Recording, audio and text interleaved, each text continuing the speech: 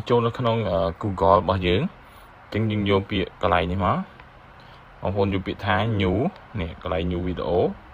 អញ្ចឹងយើងចូលនៅកន្លែង photo នេះឥឡូវឧទាហរណ៍ថាខ្ញុំយកអីមួយទៅចោះឥឡូវខ្ញុំឧទាហរណ៍នេះ